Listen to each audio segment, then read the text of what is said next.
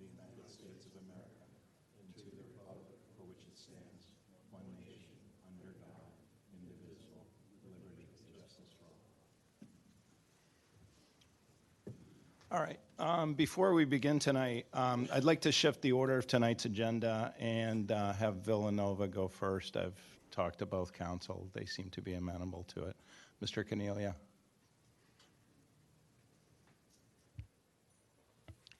Hold on 1 minute. Can we do the meeting minutes first? Yeah, you're right. You're absolutely right. And let me just do a quick public comment as well. If there's any item that's not on the agenda that any member of the public wants to come up and talk about, please come up.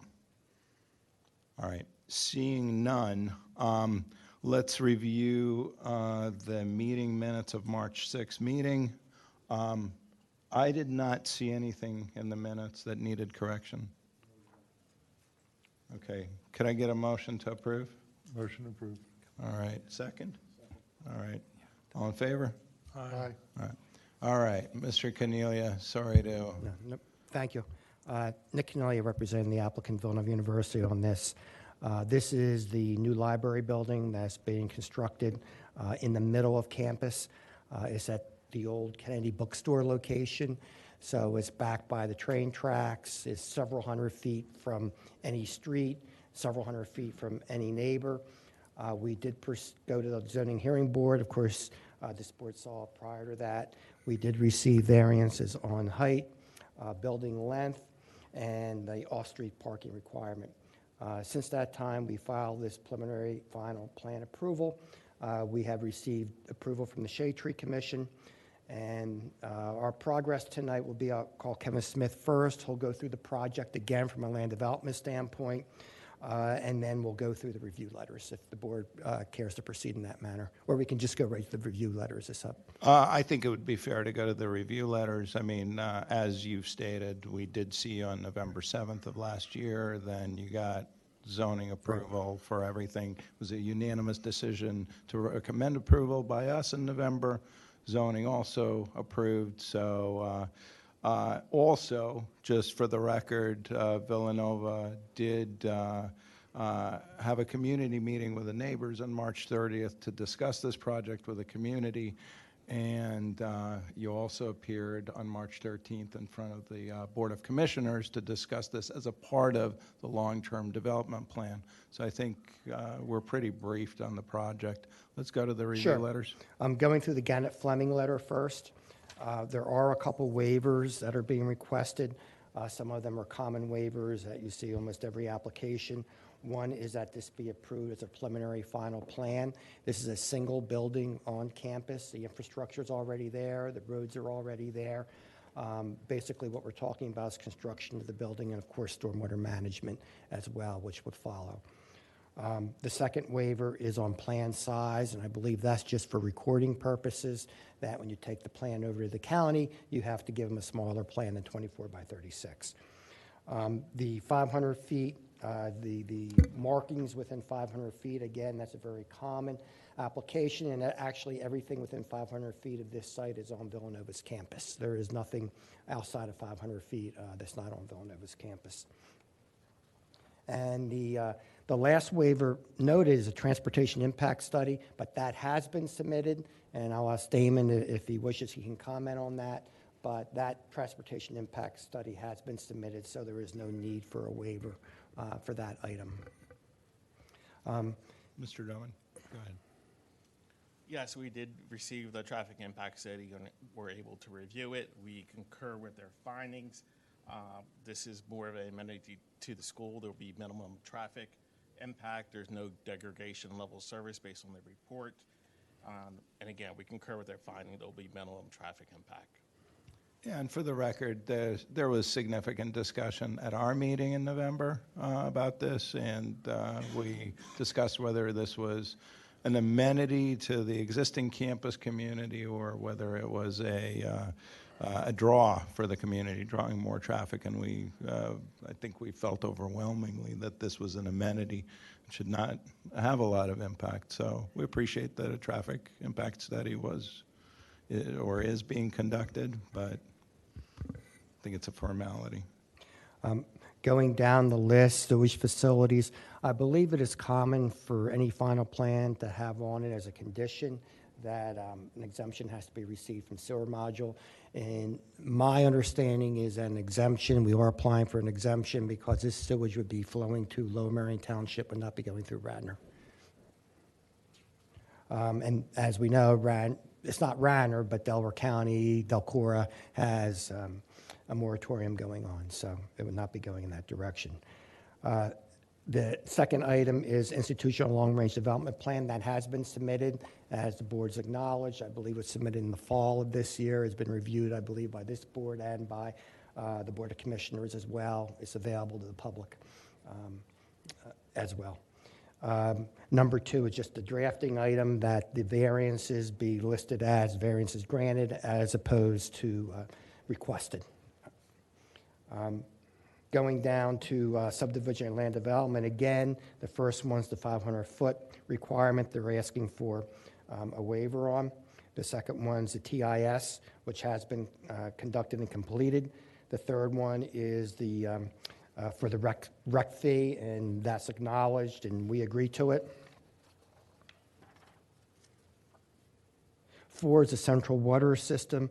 My understanding is that basically it's the existing system, it is compliant, and we will speak to both the fire marshal and the township engineer and comply with any requests that they may have. Stormwater, BMPs, it has been designed, and we do have, I believe, some, we could go into the stormwater a little bit. I believe there may be some items that maybe, why don't we just call it up for a little bit? Why don't we just proceed with the review letters, and if we need you, we'll call you. Okay, fine, no problem. Sanitary sewer, there is a line that goes underneath the existing building and where the building would be going, so that would have to be replaced and diverted in another manner. So that's all that point is about. Number 2 on sanitary sewer, that will be complied with. That is a drafting item that we will comply with that. Under general comments, Shade Tree Commission, as I mentioned, that has been seen by Shade Tree and has been approved by Shade Tree. A title report was submitted, must be submitted. We do have a title report for the property. Remember, this property is exclusively on Villanova's campus. We do have a title report that may need to be updated slightly. We'd be willing to provide that update in accordance with the approval of the township solicitor. Number 3 is any wall over 4 feet must have design calculations. That's the drafting item, and we will comply with that. Number 4 is a drafting item just on the date, and there are the comments from Gannett Fleming.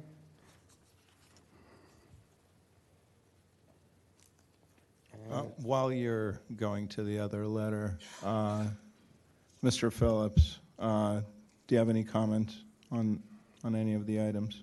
No, we've had several meetings with the Villanova team and have worked back and forth, and that's why the letter has so few comments. Of what you're used to is we've already been back and forth with them. Sure. Thank you. Going to the Gilmore letter, again, in C there, it talks about the waivers requested. And as I mentioned, we do not need a waiver for the traffic impact study. Under the Saldo comments, the off-street loading facilities, we're requesting, I believe we would actually need a waiver for that item. We are showing 2 12 by 30 spaces at the rear of the building, which complies with the truck turning templates and the trucking needs of the university. Interestingly, the zoning code calls for 12 by 30. I believe the Saldo calls for 14 by 60. A little bit of inconsistencies, but our engineers feel that there's certainly adequate space for what is being delivered at this location. I believe on number 2 is just another item that we will comply with. They're requesting signage because there could be students and people walking in that area, and they just want signage indicating that it is a loading area as well. I believe on all the general comments are just drafting items that we will comply with. Okay, very good. My only question was regarding the traffic impact study. That's been asked and answered. Commissioners, what comment do you have?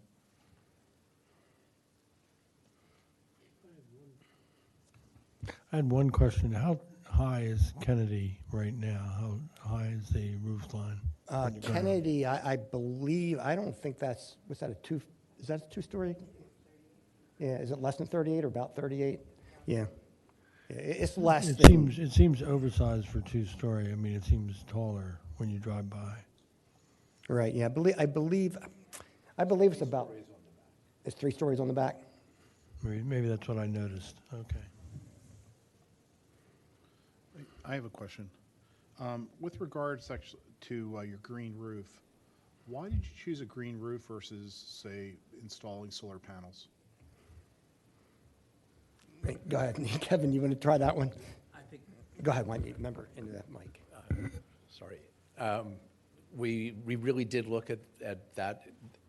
The area of solar panels is so small relative to the demands on the needs of the building, and that we really are able with the green roofs to really accomplish a lot more of the needs of dealing with stormwater. And I think Amy will show you in a little bit all the stormwater features around the building, and we think is really at the very highest level of that versus a sort of relatively token amount of solar that could be on the building. I'm actually curious, did you do some sort of a calculation where you calculated how much carbon emissions would be emitted, say, using with the green roof versus if you were going to go with that alternative, say, with a solar panel plan that you were talking about? We did the calculation of the amount of energy produced Energy, relative okay. to the energy Versus the okay. needs of the building. But Gotcha. Thank you very much. 1% or something relatively small. Thank you. Mr. Drummond, one more pass at this? Do you have any additional comment? My only question was regarding, one question I do have is regarding the back of the building. How is that going to be accessed by fire? That was one of the comments in our letter. Or emergency services. So there is 2 ways to get to that building. There's a slide later in here. I'm sorry, who are you? Can I'm you just sorry, I'm identify? Amy Kovach with Pannoni. Okay, thank you. Yeah.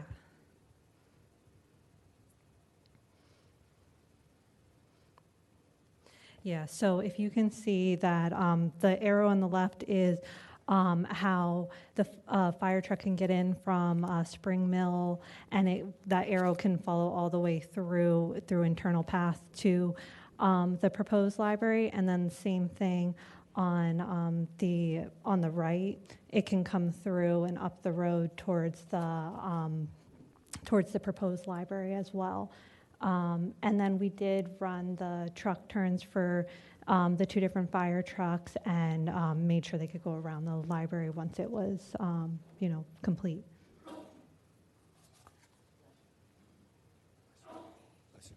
I had one more question. What's going to happen to Old Falvey Library? It would be redesigned. So it's not, my understanding is it'll still be there and it'll be redesigned. I don't believe they know exactly how it's going to be used at this point, but it's going to be repurposed. Go ahead, Mary Lou. Skip, we're in the middle of a campus master plan, so we don't have a program for that space right now, Old Falvey or New Falvey. So they're looking at what would we reprogram for those spaces. But we would maintain Old Falvey and make it ADA accessible, as well as try to connect the 2 buildings. We just don't have a program for it yet. Any other commissioner comment? Okay. How about public comment? Okay. Seeing none, Skip, do you want to do the honors? Well, I'd like to make a motion that we approve for preliminary and final this project with all the commitments that the applicant has made to comply. Can I get a second? Second by, all in favor? Aye. Okay, unanimous, thank you. Thank you. Thank you for moving this up. Good luck. Thank you. Thank you. All right. Zoning Hearing Board Appeal 3157, 411 West Wayne Avenue. So while you're setting up, so this is a zoning hearing board appeal. The applicant will be heading to zoning. Tonight, we're going to make a recommendation that zoning hearing board either approves or denies the applicant's request for relief. Zoning will be using 5 standards. I'm not going to list them here, but we're not going to hold the applicant to the same standard. We're the Planning Commission, so we're just going to make a recommendation what we feel how zoning should rule.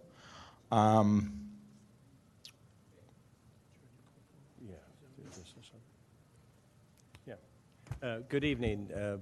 I'm Fred Fromhold. I'm an attorney. I'm here on behalf of the applicant in this zoning appeal 411 West Wayne LLC, and the principal is Ken Yu, and he is also here this evening. And I have next to me our civil engineer, Dennis O'Neill with McCombie Engineers, and John Hertz is our architect, and we're all here to tell you about this application and hopefully to get your favorable recommendation that we could carry with us. We have a zoning hearing that is scheduled this month on April 20th. And what I'd like to do is just give you a brief introduction of this application, but then have Dennis O'Neill explain the site plan to you, go into a little bit more detail the relief that we need, and John Hertz can also describe to you the floor plans. And if you'll forgive me, I'm trying to find my glasses so I can see over to the screen. But what we did is create an exhibit that has the zoning plan on the left-hand side, and on the right-hand side of the upper exhibit, you see an aerial photograph. And if you look at the zoning map first, you'll see a red dot that's just a little left of dead center of the plan. That's the property in question. It's 411 West Wayne Avenue. It's in a C1 commercial district, and it's the last property in the district away from Lancaster Avenue and in the direction of the residential homes that are adjacent to it. On the same side of the street, going in the easterly direction towards Lancaster, you have other C1 uses. Immediately next door, you have a pizzeria. You may be familiar with that. And then right across the street from the pizzeria is a veterinary hospital.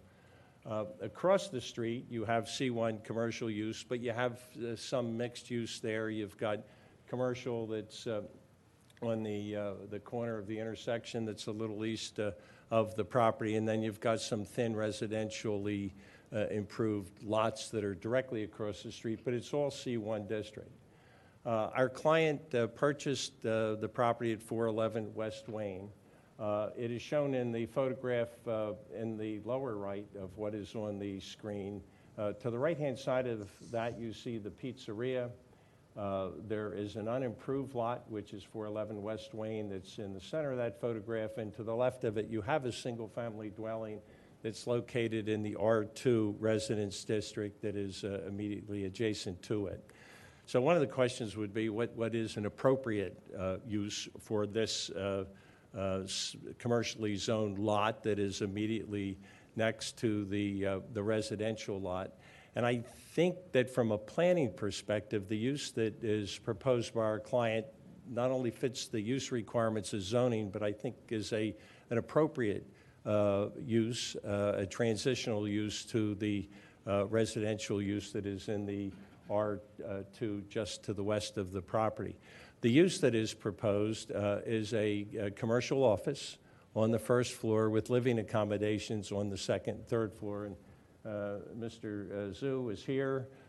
He has his wife and two daughters who would be living in the residential portion of the property. We had met many months ago with Kevin Kachansky and discussed this particular property, which is about half as large as what is the minimum lot size required in the district. And it also has unusual shape to it, as you'll see when Dennis O'Neill talks to you about the site plan. But we were okay from the use point of view, but we do need some dimensional relief and three specific dimensional variances, one with respect to the rear yard, the other with respect to a small protrusion of a turnaround space as you come out of the garage that extends slightly into the 15-foot buffer that's required at the rear of the property, and also in the front between the building and the street, there is a requirement that you don't have any parking spaces within 15 feet, or I'm sorry, within that front yard setback within 20 feet of the street. So there are three of our proposed spaces that are there. And as Dennis will explain to you, we believe those are the only reasonable locations to get the parking. We do have a garage space that is at the rear of the building, and we were working to do our best within the constraints of the site. What you see now is actually about the fifth iteration of the plan. We've tried to squeeze it, and we know when we get to the zoning board, and also for your consideration of this, have we minimized the amount of relief that we're requesting from the zoning board. And we have worked hard to do that, but we still are left with some relief. So I ask Dennis if he would come up and just run through the site plan with you, where specifically we are requesting the relief, and then John Hertz is also here to describe what's going on inside the building. Dennis? Thank you.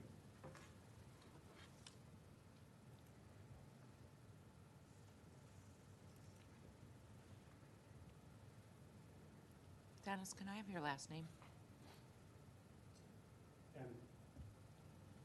Dennis, can we get your last name, please? Sure. It's O'Neill, O-N-E-I-L-L.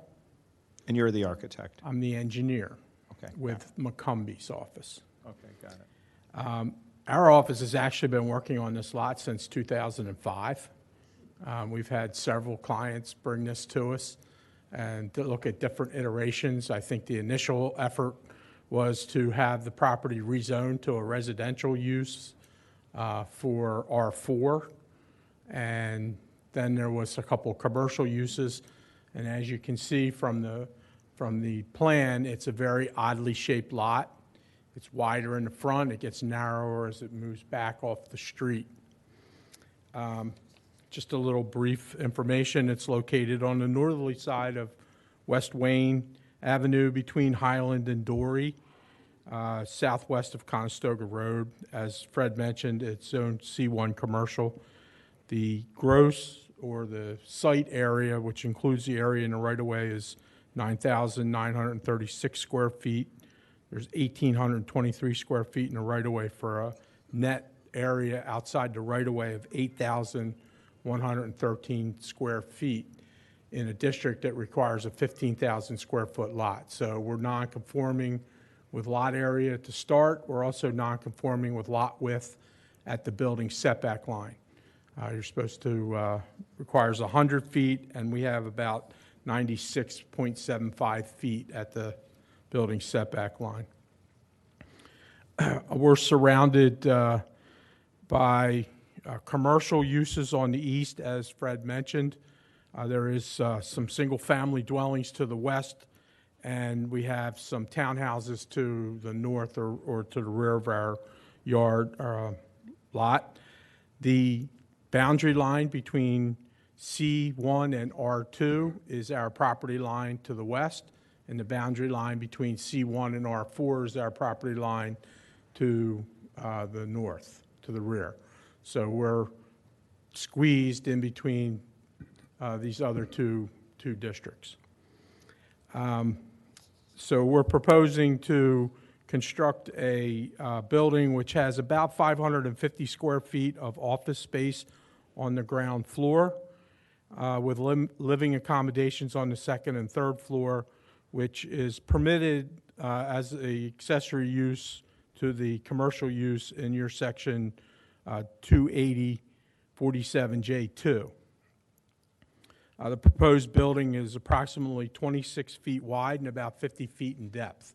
So we're very narrow in the front, and we put our depth towards the back. And the reason we did this was to be able to get our parking, leave an area for stormwater management, which we will need, and to have a short driveway to get back to a garage in the rear of the site. As Fred mentioned, we looked at several different configurations, and we felt that it was, even though we need zoning relief and special exception, we felt it was best to have the commercial parking in the front of the lot accessible to the street rather than in the back of the lot adjacent to the residential uses that abut us on both sides. This way, we're keeping our parking towards the commercial uses that are to our east. And John will highlight the living accommodations, but essentially there's 3 bedrooms and family living areas and the associated spaces on the second and third floor. We will require 3 parking spaces for the commercial use, there's a handicap spot right in front of the building, and then 2 standard spaces to the east, and then there's a 3rd space in that line, and then a space in the garage to the rear. We are required to have a 15-foot buffer on the west and north sides of the property where we abut the residential uses, and with the exception of the turnaround for being able to either back out of or pull in and back into the garage, we are honoring that buffer. And we show some conceptual deciduous and evergreen buffering around the site. Should we get the variances we need, we would definitely move to land development. We would be working with a landscape architect to meet the requirements of the township ordinances for the buffering requirements. We're showing a conceptual stormwater basin subsurface infiltration. There has been some testing done. We're confident that we can infiltrate at the site, and the size is based primarily on the amount of impervious and some rough calculations. It's a fairly large basin, as you can imagine, to capture this amount of impervious cover. So we'll blow up to that table. So we are meeting the lot coverage with the plan at 45.5%. We're also meeting the building coverage requirements. We're permitted 25, and we're at 13.25. The issue that we are having is, in order to get the appropriate building that we need, we are encroaching into the rear yard. So we are 17.1 feet shown on the plan, where we would require 35 feet. So we're about halfway into that rear buffer line, or rear setback line. We are still leaving the 15-foot buffer. That is the dimensional variance for the rear yard. There is a small area, the lighter brown area that you see where the cursor is moving, is a balcony. It's accessed from the second floor living area, and where the rear lot line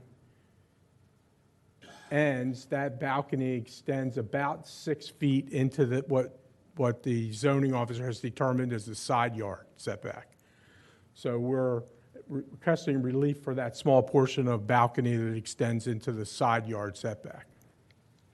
And that would be 15.79 as opposed to the 20-foot rear yard or side yard setback required.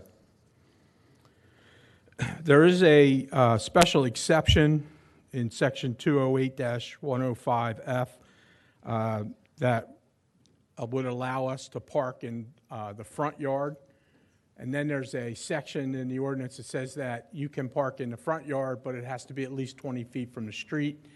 Because we only have a 20-foot setback in the front, we're in both of those, so we would need a variance to cover that first 20 feet, and then we would need the special exception to park in the front yard. So we've applied for both of those, and we've asked for an interpretation of which exactly of those that we would require.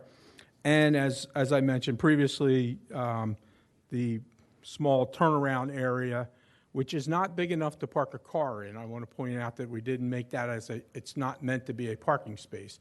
It's just meant to provide maneuverability for a car out of and we kept it as small as we could to be able to back in and out of the garage. So that would extend into the buffer area a slight amount. And we're still conceptual as far as the layout goes, but as Fred said, we've tweaked this thing down about 4 or 5 times, making sure that, we've met with the township, and we've tried to reduce this to the minimum amount of relief we feel is necessary in order to have a good use for the property. And Dennis, just so that we can clarify a couple of things, the hatching that you see on the right-hand side there that partially covers the 2 parking spaces and also is in the lawn area as shown there, that's where you are anticipating the stormwater management facility would be located. Is that Correct. And just one other clarification, this is a fine point, but the Could you balcony step up to the mic for the people at home? Yeah, there's a handheld here if you'd like. Yeah, thank you. The balcony that Dennis had mentioned that's on the left side of the house on the residential side, it is in the rear yard. And only the front of it, we believe, is in the side yard. But for the balcony, we need setback relief, whether you call it rear yard, whether you call it side yard, it's within one of the 2 setbacks. So we just wanted to be clear on that. Just to clarify, can you show me how the balcony is in the rear yard? The rear yard is defined under the code to extend from that rear property line to the end of the building envelope. So anything that is within 35 feet of the rear property line is technically rear yard. By definition, what is in that triangle that's at the back left of the lot, you don't have a side yard setback under the code. It is defined to be a rear yard because the rear yard comes all the way to that setback line. In either case, it's within a setback. Just to clarify. Yeah. You don't have a side yard setback because you shouldn't be there anyway. No, you do have a side yard setback, but No, in the rear yard, you're saying Oh. yeah, there's no that- side yard that- setback because Yeah. because we have no right to be there. You are correct. Yeah, sorry. That's right. So, John, if you would come up a moment and just run through the building plan here, which is the commercial office on the first floor and the living accommodations above. And John, just state your last name for the record, and you're the architect. Sorry. Hertz, Hoertz. Okay, and you're the architect. Yes, sir. All right, perfect, thank you. So this, Yeah, I can go this back is, and forth. yeah, that's the plan, That's it. Okay.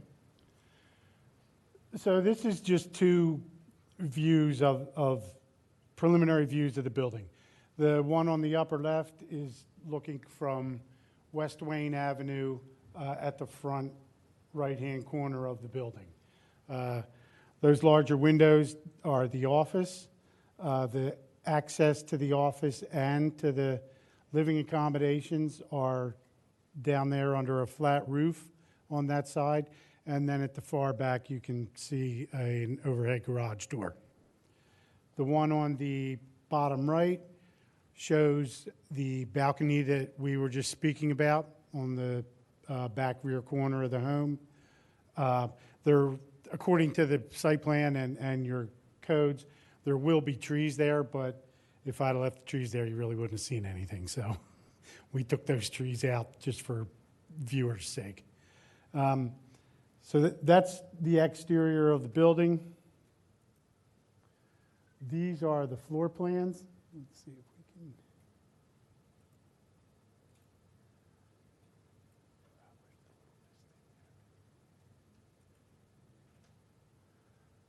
So on the left is the first floor plan.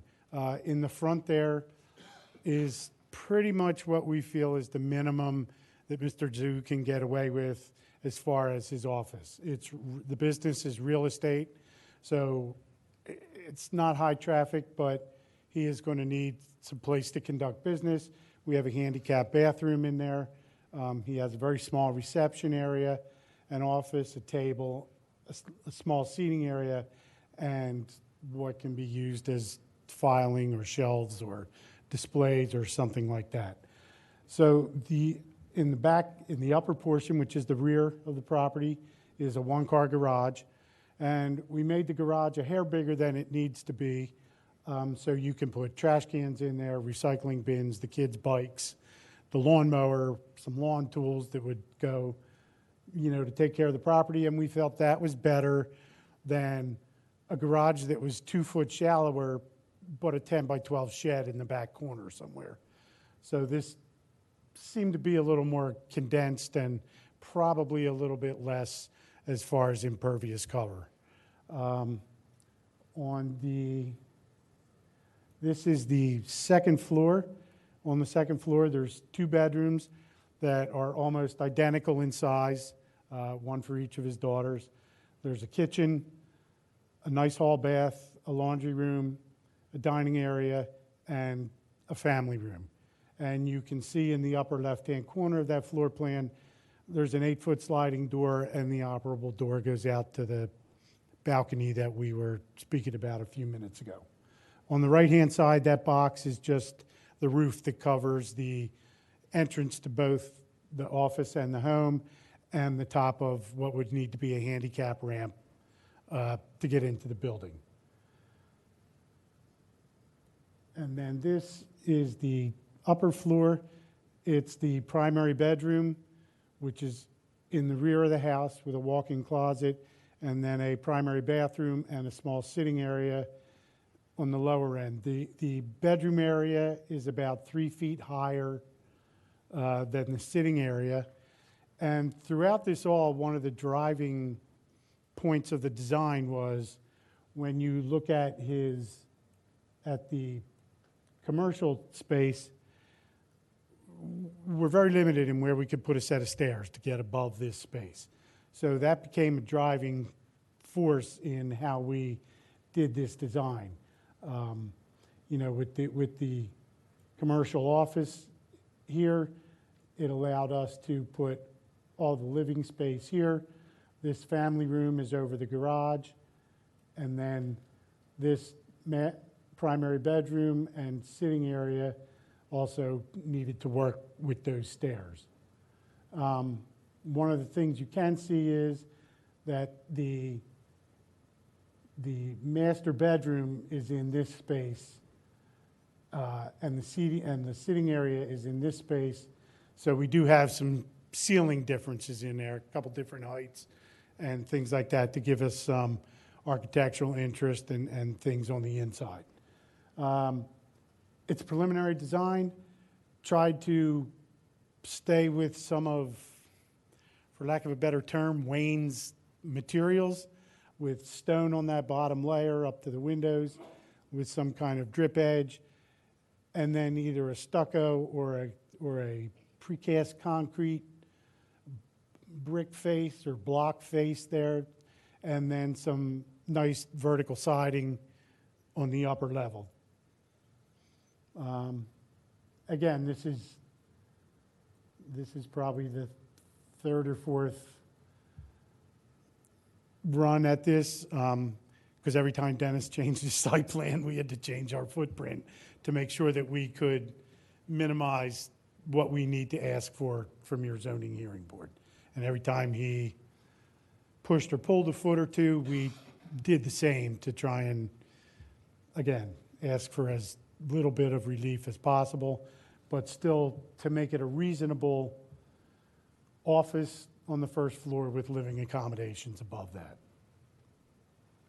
So, does anybody, I guess you can ask if they have any questions. Sure. The final thing I'd like to do is just call Mr. Zhu, because he has spoken to his neighbors, and I'd like him just to report to you on that. Okay, sounds good. Thank you.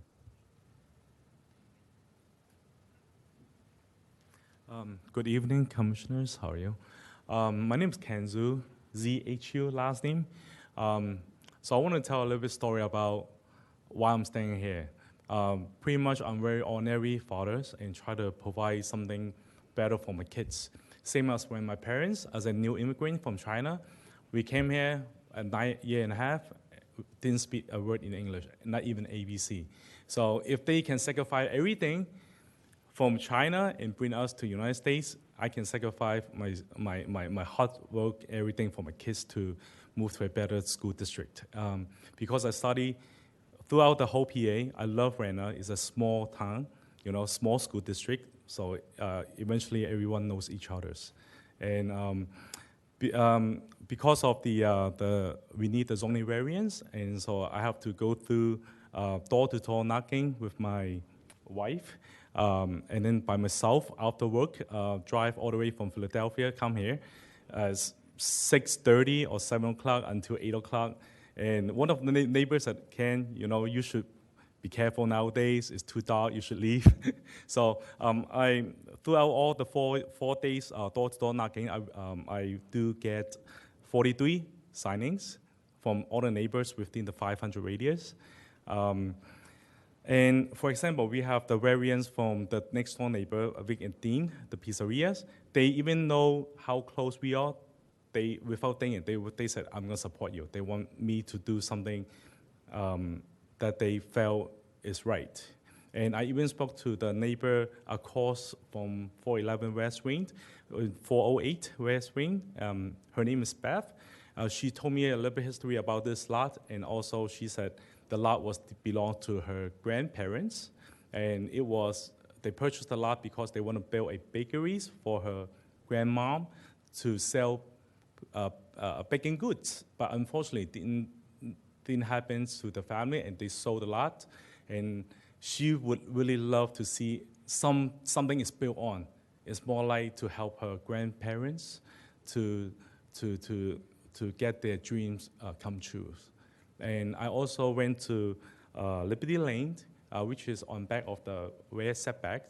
And one of the neighbor, I told her about our needs for the variance, and she also signed the support list without any doubts.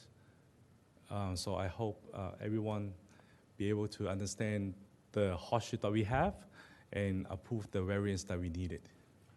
And Ken, I just want to ask you, the property that is immediately to the left or the west, it's the residential property that borders you, and I think it's the Baver residence, is that correct?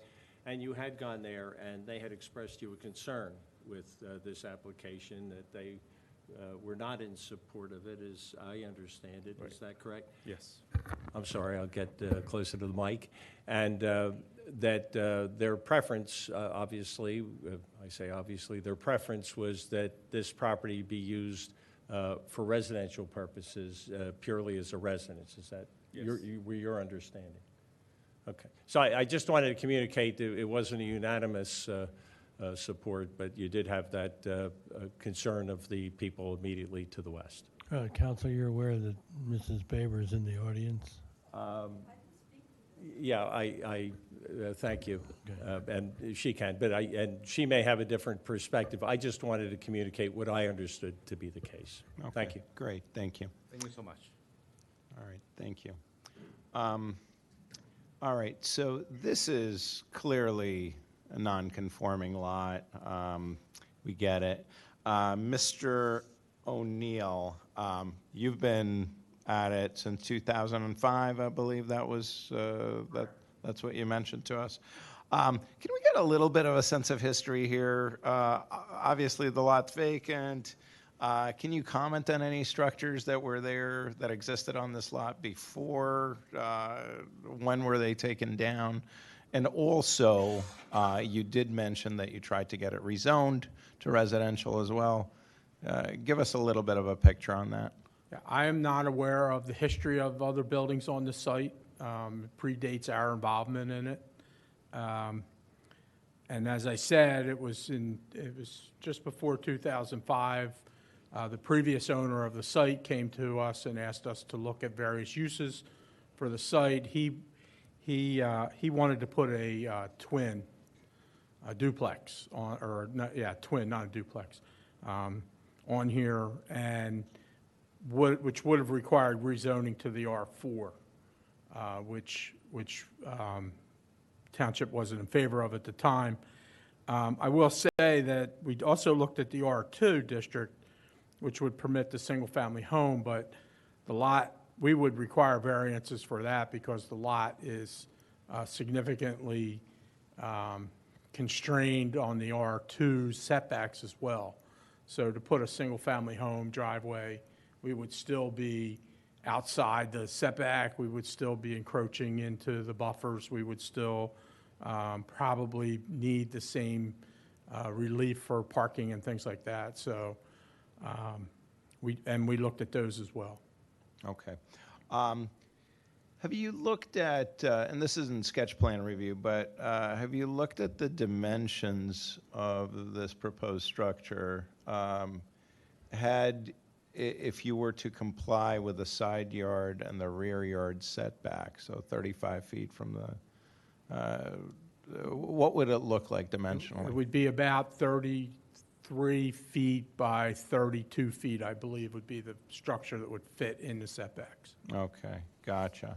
I calculated about 33 feet by 26. I kept your original box. So total square footage, I would imagine maximum 2,500? Not even. You'd probably get about 1,200 square feet of footprint on the ground, and then a second floor if you put two floor residential unit. So probably about 1,900, 2,000 square foot of living area You could in do the 3 building. stories too, Right. correct? Well, yeah, single-family residential, you probably wouldn't go 3 stories with that, though. No, I'm assuming that you're going to keep the C1.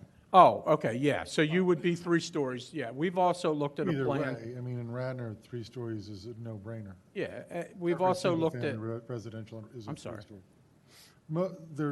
The number of 3-story single-family residentials in Radnor is off the charts, so I don't know why you're saying you wouldn't. just typical construction today. I mean, it would be an attic space, but Oh, you have There's 30. a lot of bedrooms and bathrooms on the 3rd floors in Radnor. I'll take a look at it. Yeah, you have 35 feet. So assuming C1, assuming dimensions of 33 by 26, So the limiting factor in C1, of course, would be parking. I'll get to that. Okay. With the proposed office, I think it was you, Mr. O'Neill, that mentioned that you're at about 550 square feet Correct. at this point. So the requirements of up to 600 square feet is 3 parking spaces. Have you considered looking at maybe a 400 square foot office? We did, and Mr. Zhu felt that he just couldn't get his business to work or fit in 400 square feet. Mm-hmm. Okay, got it. With the balcony, just give us some rationale of for the proposed balcony that requires a variance. So the purpose of the balcony is to provide a little bit of outdoor living area for the living accommodations on the 2nd floor. I would point out that this is only 5 feet wide, so it's long and narrow. It's more geared to maybe a small table and a couple chairs, and somebody would sit out there for coffee in the morning or some quiet space. It's located away from Wayne Avenue to the rear, so that we're away from the traffic and the rest of the noise and stuff that's associated with the front of the site. So it's trying to get a little bit of outdoor living space connected to the residential living accommodations. Is it possible to reduce the size of the balcony in order to avoid the variance? Well, as Mr. Fromhold said, we need a variance either way, because we either need it for the rear yard or we need it for the side yard. Sure. So it seems to me that if you reduce the building size to conforming with respect to rear yard setback and side yard setback, and perhaps reduce the size of the office, you wouldn't need a variance for the protrusion of the driveway.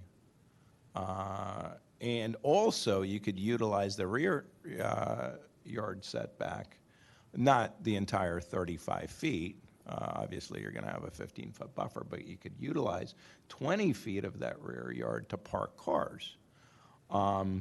So you would not only reduce your variance for parking cars in the front yard setback, but you would also be able to park in the back and be conforming to rear yard and side yard setback. Just a comment. Have you looked at that? Well, yeah, we have, and it's very difficult maneuverability-wise to get driveways in there to get cars in the back and then get them back out again. And if part of the reason why we put the commercial spaces up front is we have a 24-foot aisleway between the commercial spaces, so a car can back in and back out of that. Then we narrow down to this 12-foot wide driveway to get to the back. Well, we would need 24 foot all the way to the back for the commercial spaces. Sure. So that pushes us out closer to the property line, increases our impervious cover, and then when you get to that back space, so we're about 17 feet of space where the building is now, 18 foot. So we would get two spaces in there, but then maneuverability-wise, we'd probably still need that turnaround to be able to get out of those spaces and back around to the front to get that car to be able to maneuver back out so that he's pulling out into the street rather than backing out. Sure.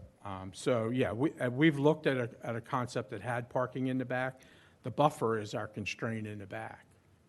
Sure, yeah. But We've also looked at a plan that had that looked at a front yard setback issue, whether we've moved all the way up to the 20 foot or actually encroached into the front yard to try to do that, but we still had that maneuverability issue along the side in order to get that back there. yeah, it seems to me that with what I suggested, that you would reduce, you would still have the commercial parking in the front, residential parking in the back, you'd have enough room, and you wouldn't have to encroach in the buffer. But be it as it may, commissioners, what comments do you have? I would like to point out, too, that commercially, we need one van accessible handicap space. So you're looking at 18 by 18 for that. You have the two 8 by 8 spaces plus a little bit of a ramp area alongside of it. So, you know, that one space in itself takes up a lot of area, and then two other spaces with it. So even if we reduce to 400 square feet or to where we only needed two spaces, we'd still have that one van accessible space. There's no question you'd still need a variance for the front yard setback parking. Yeah. No doubt. My suggestion was just to reduce it. Commissioners? Can you just have residential here? I could take a crack at that if you'll allow me. We could have residential here if it were zoned for residential, but it's not. It's zoned for commercial, and I can go through the uses, and you can as well, the retail uses, all those uses that are permitted in the C1 district, and why we believe they're really not feasible but for the office use.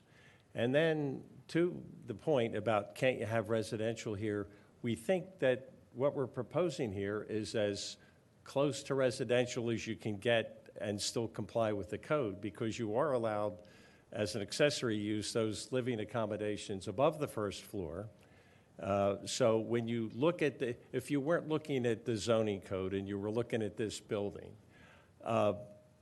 it's a lot of living accommodations on, if you look at the levels of the floor, it's on the second, third, and it's only on the first floor that you do have the office use. So it's not a home office in a residential district, but it's a cousin to that, if you will. So I think there is a lot of residential. So to the extent that because it is immediately adjacent to the residential, it might want to be residential, we think this plan really accomplishes that. Yeah, to your point, C1's sort of an interesting overlay where the office, the residential portion of the use is supposed to be occupied by the proprietor or a night watchman or what have you. So it, certainly your plan complies. But even from a practical standpoint, if you had the second, even the third floor commercial office, from a parking standpoint, you only have so many parking spaces in the front. So what does that mean? You'd probably have to park over in Odoricio's parking lot for any, if you have more than 3 or 4 people working in your office, because the average person takes up, what, about 125, 150 square feet in an office space, maybe less. So that's, you know, from a practical standpoint, I think, you know, that is an issue. I think there's also some trail parking right there, too. Yeah, so I Actually think closer than Odoricio. So if you just wanted residential, could you ask for a variance for that? Well, now we're into a use variance, and you're into a whole different level of hardship and proof, where when you're seeking a dimensional variance, I think the case law and the ordinance is more accommodating to that type of variance than it would be to a use variance. Have any other projects like gotten this far for this lot since 2005?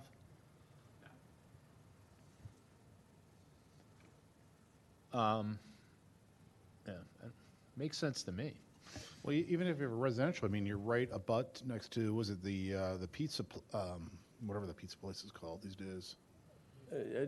Not ideal. It helps Yeah. if you like the smell of pizza, which a lot of people do, so that's good. So. But it is residential next to the pizza place. I mean, whether the business is there or not, it's still residential. I don't understand. I'm not disagreeing, but I'm just stating. I mean, isn't the business causing a lot of your problems? I mean, the parking, the front yard, the setbacks, I mean, it's the business use that's causing the problems. Yeah, but it's C1. Well, Yeah. That's a different, Yeah. I know, but, That's we're dealing with they're the threading a zoning. needle. Yeah. pardon? They're threading a needle here, and I think it's done nicely, as well as I don't. You know, I'd sort of like to hear from Mrs. Baber before we go much further.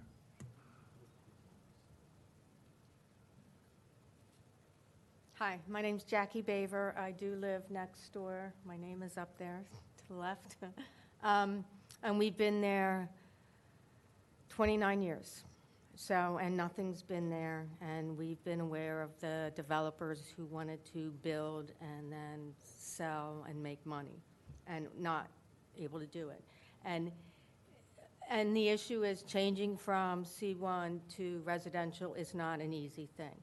Now, as neighbors who live there, across the street, a lot of those people are renters.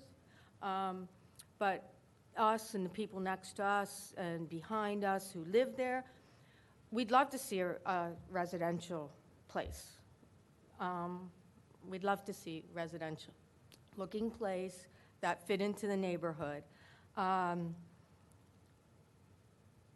Zhu did come and his wife did talk to us a little bit over the weekend, and it was nice to hear. I am not opposed to having something built there, and of course, I wanted to look residential. The way he presented it, though, to us and our neighbors was, I'm getting people to sign this that they acknowledge that I'm talking to them and I'm explaining, not that you're necessarily supporting. I just said, I'm not going to sign anything. I want to attend the meetings, I want to see. So my comments would be that when I look at it, it just seems like there's so much impervious cover with that giant parking lot and the big building, and I know the variances were being discussed and what the setbacks are, and I can't calculate that quickly in my head to see. I mean, I would like to see, it is a small lot. I'd like to see the house or the building that's built there fit that lot and not be McMansion on a postage stamp like some development in Radnor can be. So I would like to see the setbacks met. I'm not particularly thrilled with the idea of a second-floor balcony overlooking my driveway. And as we stood in the driveway, it is right there. So that setback being variance for that is not something that I would support as the next-door neighbor who has the people staring down at them. I hate to say that I'm just not a really big fan of the design of this house because all the Victorian-looking houses in that little block and area, it looks totally out of place. But that, again, is probably not something, who am I to tell somebody what design to build their house? I don't know that I can say. I just would be disappointed that it doesn't really fit the look of the houses across the street, our house, the next house, and all that. So that's my other comment. But I would like to see the impervious cover kept to a minimum. But I know with the zoning and the parking lots are required, that can't, some of that can't be helped, but I don't really want to see these variances exploited and go across, and I want as much green space in that lot, and, something, whether it be a building or an office and residence, because it's easier because of zoning, is, okay, or a residence would be great, but I don't think that's going to, don't think that can happen. I just like to see something that fits in. So, any questions for me? Oh, thank you, Mrs. Baver. One comment for you. I think on the impervious that C1 lets them have 45% and they're under, believe it or not. Believe it or not. Yeah. I don't think they're looking for relief on impervious. Yeah, they're compliant on impervious.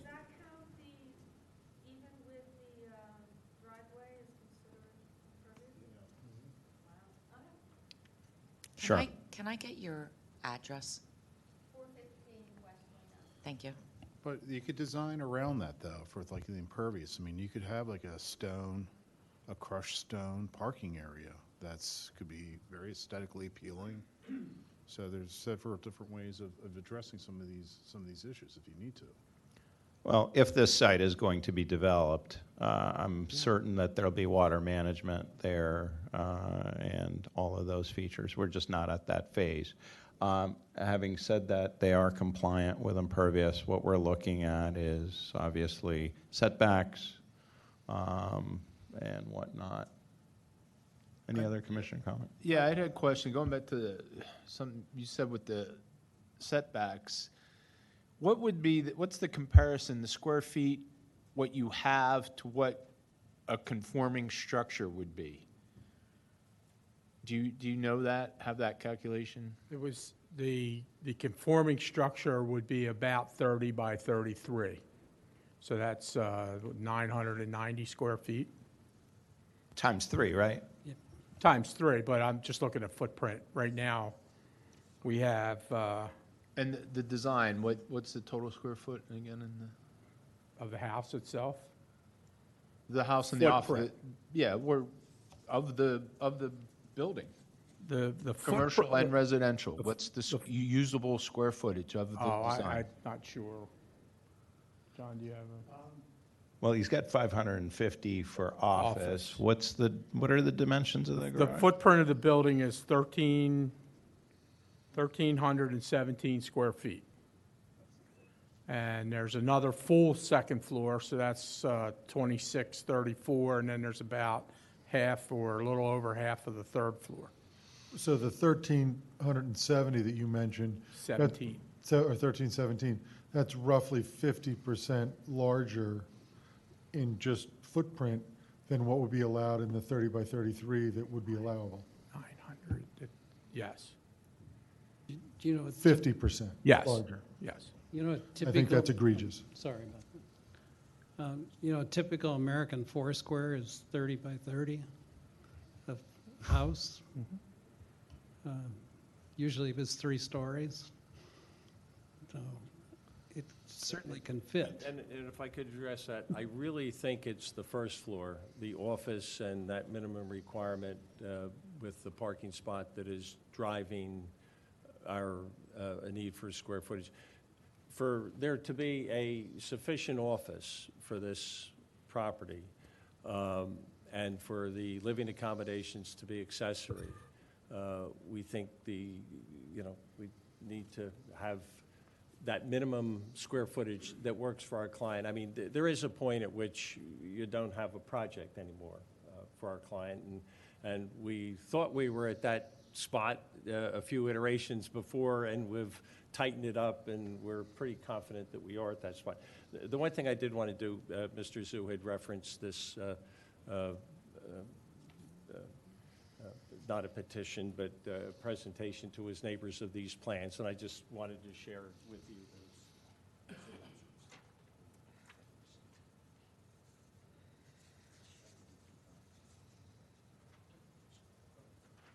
Okay, so this would obviously be more appropriate for zoning.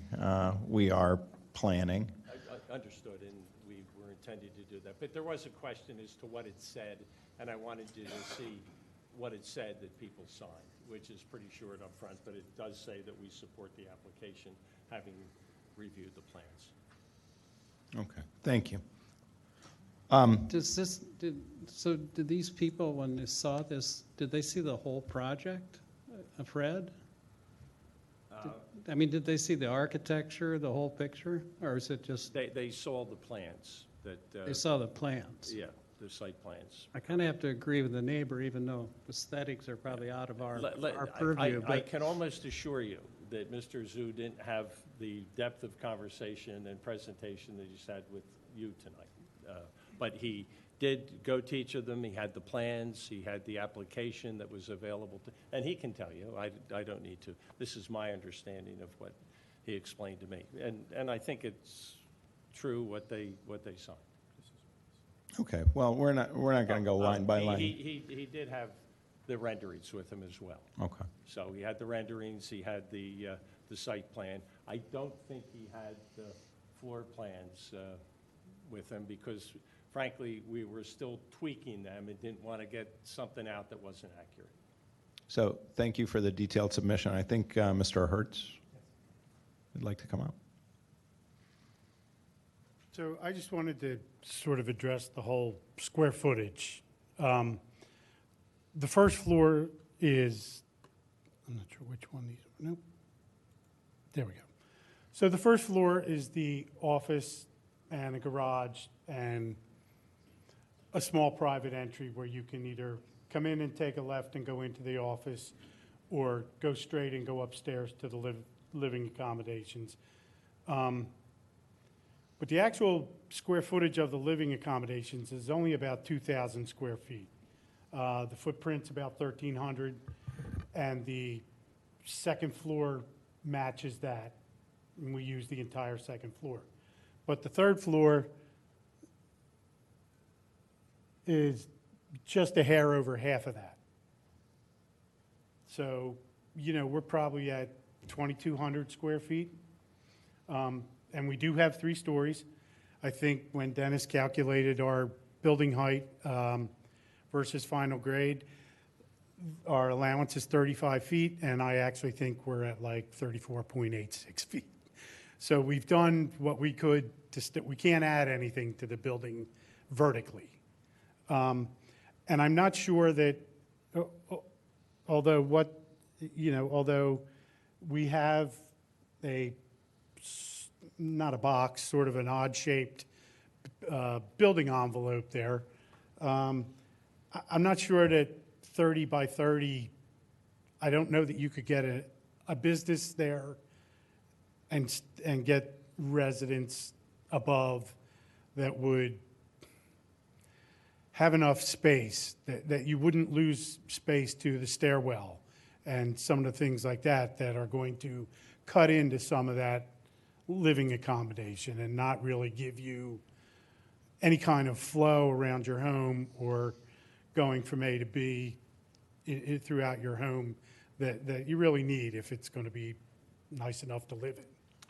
Why, I'm actually curious now, with the third floor, why didn't you max that out? What's the rationale behind that? We didn't need it. Okay. I don't think we really needed it. But you have a roof deck out there. Yes. So you're saying that the third floor is only half the size of the second floor because we chose to put a roof deck that's half the size of the second floor? Well, the third floor is the size that it is because that's all that the interior space required. Plus a roof deck. And then we had... Plus a roof deck. Well, we had a second floor that protruded out past the third floor. Well, it didn't have to. Well, it did if we wanted to cover the first floor. Okay, let's start at the first floor then. Okay. But I mean... Why don't we figure out how to make the first floor smaller and then prove your points on the second and third? Well, we have. This is probably our fourth or fifth set of floor plans that have pushed and pulled and squeezed and tweaked. And the third floor, the master suite that they requested only required that much space. So now we have either a roof over that second floor or the option to put a roof deck over that second floor. Or squeeze everything else back. I don't know that you could take that much space out of the first and second floor and still have a viable circulation for your building. Why do we need a garage? Well, we need 2 parking spaces minimum. So we have one inside and one outside.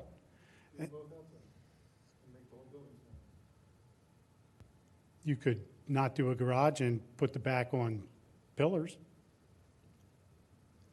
Mr. Hertz, we appreciate the challenge of your non-conforming lot, and obviously zoning is going to be the final ruler on this, but I'm going to ask this question a different way. If you lose the roof deck and cover it, create living space there, do you gain square footage? Yes. Okay. How much square footage approximately? Probably 500 square feet. Okay, got it. Any other commissioner comments? All right. So we're going to vote to recommend approval or recommend denial. So Anybody need me? no, you can sit down. Thank you. I think this is going to be challenging at zoning, as it was for you. So I want to be very sympathetic to, obviously, the applicant and you all for putting up this plan. And I want to thank you for being creative about it. And the zoning standard is going to be very simple. Are the variances sought, are they the minimum required? And I'm not certain that that's the case. I think there's more to do, and I think you're probably, I'm not an architect, but you're probably not escaping parking in the front yard setback.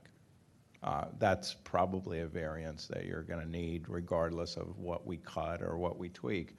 However, the rear yard and the side yard setback, and the intrusion into the 15-foot buffer, I think those are preventable with the correct configuration, and you can certainly minimize, to me at least, you can minimize the size of the office.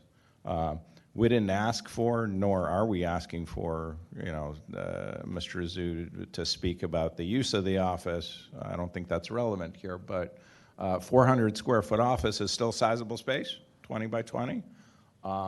The footprint of this home, if it was compliant with, obviously, a variance for parking in the front yard setback, 30 by 30, I think that's appropriate with the office use. So I'm going to make the motion to recommend denial. Can I get a second? No, I'd just So like moved. to put the counter out there. I think this is a very sensible plan. I think the square footage you're talking about is ridiculous in trying to ask somebody to squeeze an office and accessory use. It's a non-conforming lot. I don't know how you can make use out of this without doing something exactly like this.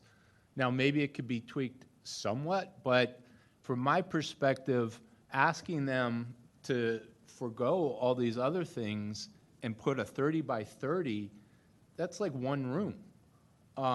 And, one big room, but you got walls, that's going to bring that space, the actual usable space down, I don't know how much. I just think that that's not a realistic, you're putting artificial constraints on a non-conforming lot if you expect them to otherwise conform to what is already a non-conforming lot. So if they had even a 3/4 of a lot that is anticipated in a C1 district, this building fits in there no problem. They're at, what, a half? So I think that to hold them to some artificial standard for a conforming lot or something else is just unreasonable. And so, I don't know. I sense some hostility from fellow commissioners. I don't understand it. It makes sense to me. And so I'm fully in favor of recommending approval. I don't know how everybody else feels, if it's a split decision, but. Sure. Let me come back to you, what my rationale was here. So we heard Mr. Hertz give us the presentation that he's leaving 500 square feet on the table. It's for a roof deck. That's fair game. And by the way, to your point, Commissioner Brubaker, there's no question that we're not getting out of this lot without some sort of a variance. And I think it's going to be up to zoning to decide what that minimum is. I think there's more to go here, which is why, I'm expressing my thought. But what's the difference if they build out that 500 square feet or not? I look at it as a plus that they're not building it out because one is that I think it's going to be less obtrusive from an optical standpoint. I agree with one of the commissioner's comments. I don't think the design fits in well on that street with all the Victorian houses. But then again, that's my own personal opinion, and that's not up to this board to basically make comment on design. But I think why are we questioning the fact that because it's a non-conforming, going back to your point, it's a very difficult site.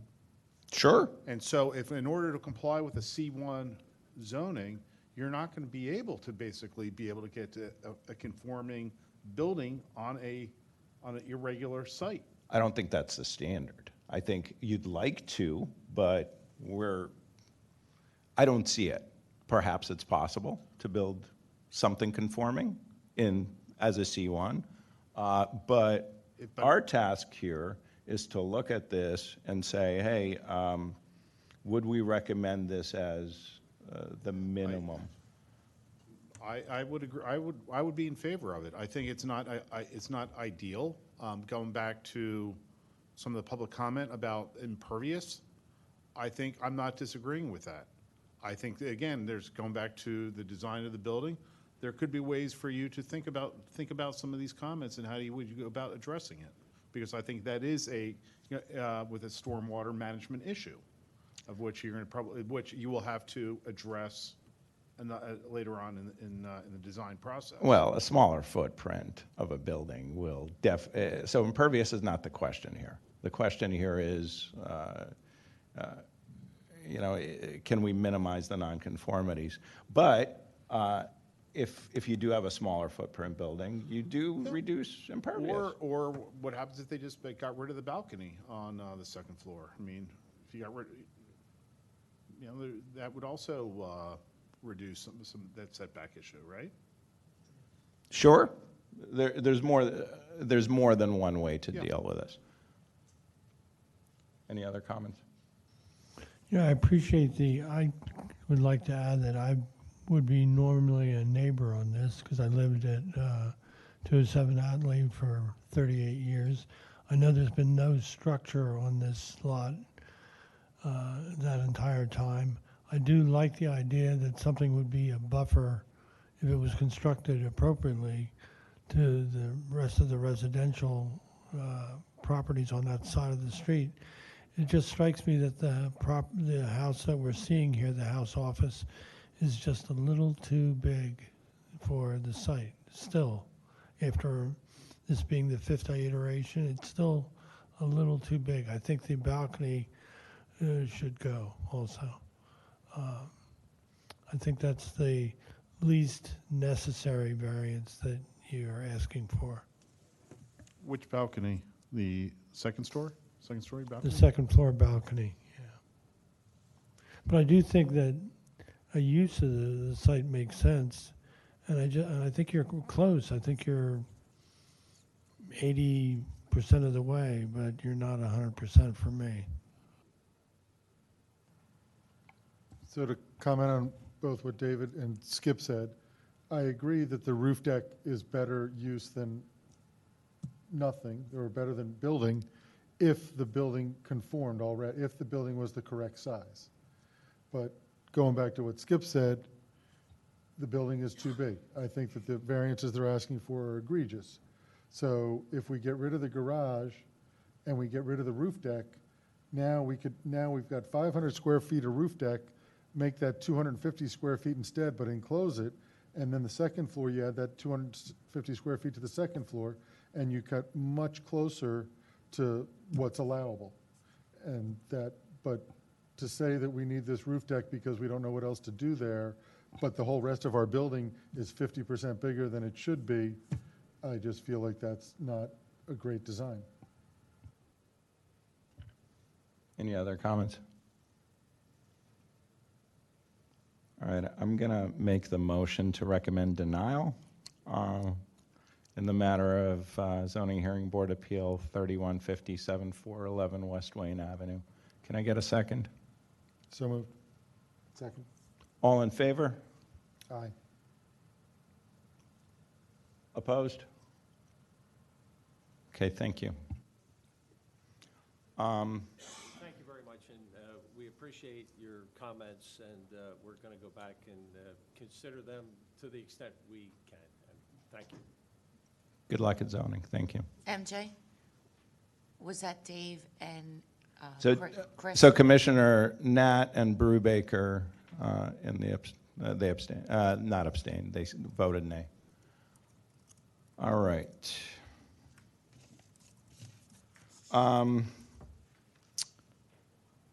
Any old business? Any new business?